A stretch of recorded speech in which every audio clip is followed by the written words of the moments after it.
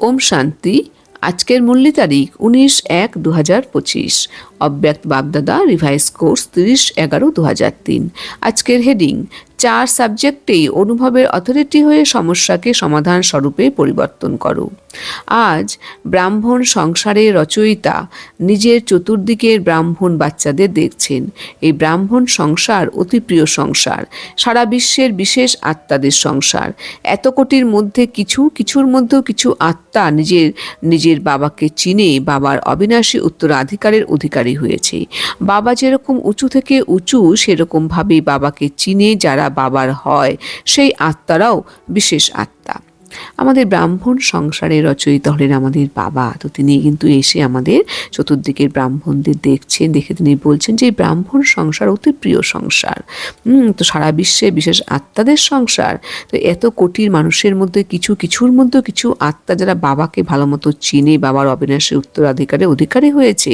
আর বাবা যেরকম উঁচু থেকে উঁচু, সেরকমভাবে যে বাবাকে চিনে যারা বাবার প্রকৃত বাচ্চা হয়, সেই আত্মারাই কিন্তু বিশেষ আত্মা হয়।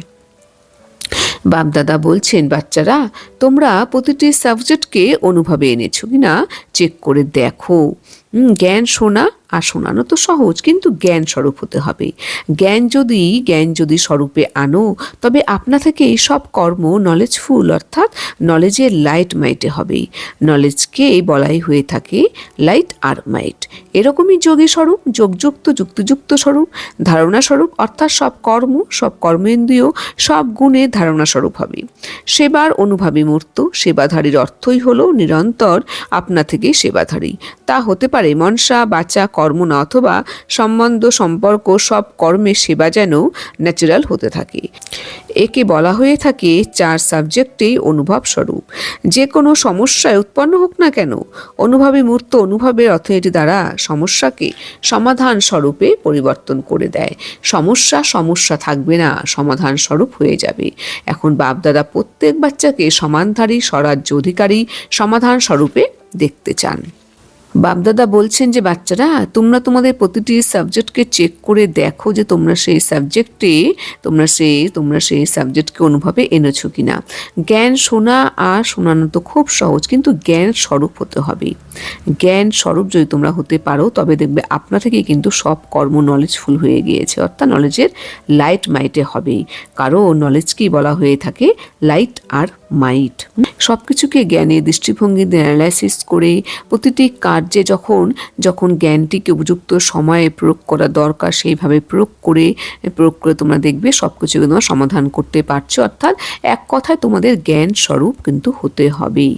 যত তোমরা জ্ঞান স্বরূপ হতে পারবে, তার ফলে তোমরা কিন্তু প্রকৃত অনুভব করতে পারবে যে এই জ্ঞানটিকে আমি অ্যাপ্লিকেশন করে আমি কি অনুভব করতে পারলাম।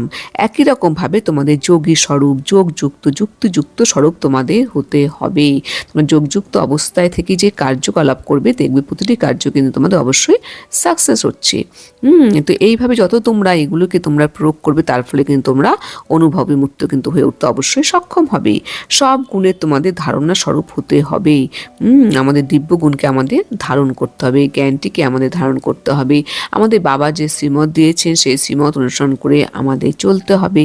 তো আমরা যত ধারণা স্বরূপ আমরা হতে পারবো, তার ফলেই কিন্তু আমাদের চালচলন অ্যাক্টিভিটির মধ্যে কিন্তু আমাদের সেই কিন্তু প্রত্যক্ষতা প্রকাশ পাবে।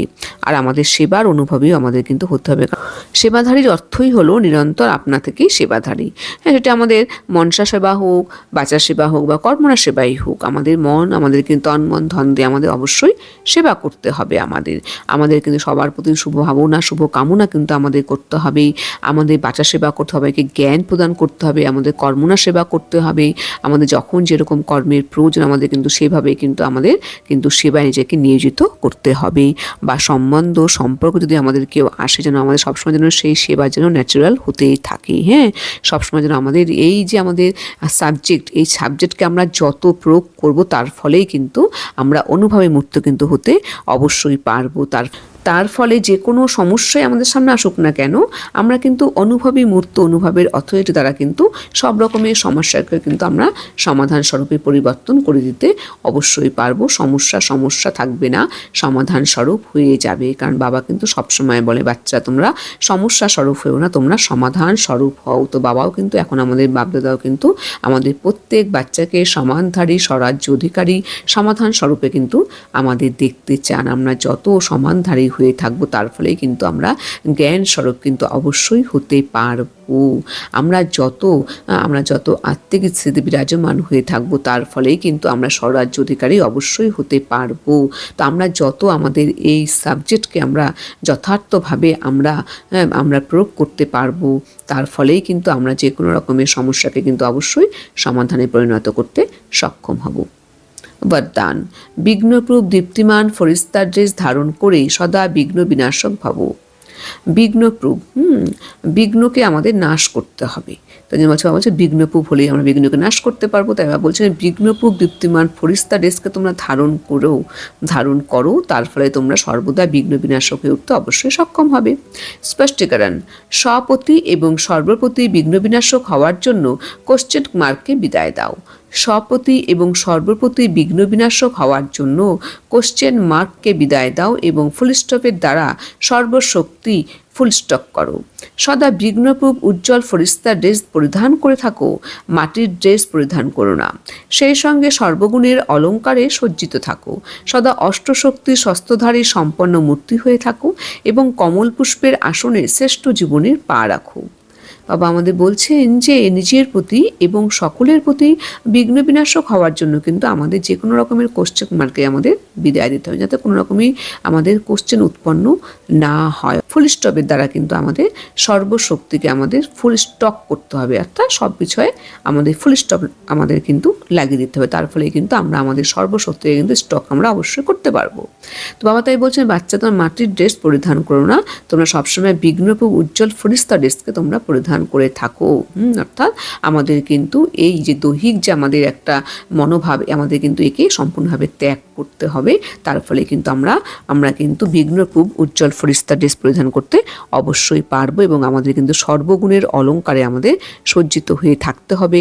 অষ্টশক্তির বাবা যে আমাদের সুসজ্জিত করেছেন, আমাদের সেই অষ্টশক্তিরও আমাদের কিন্তু অষ্টশক্তির শস্ত্রধারী আমাদের সম্পন্ন মূর্তি হয়ে আমাদের থাকতে হবে। অষ্টশক্তি আমরা যেন উপযুক্ত সময় যেন আমরা শক্তিগুলোকে যেন আমরা কার্যে লাগাতে পারি এবং তার ফলেই কিন্তু আমরা কমল পুষ্পের আসনে কিন্তু শ্রেষ্ঠ জীবনের অবশ্যই পা রাখতে পারবো।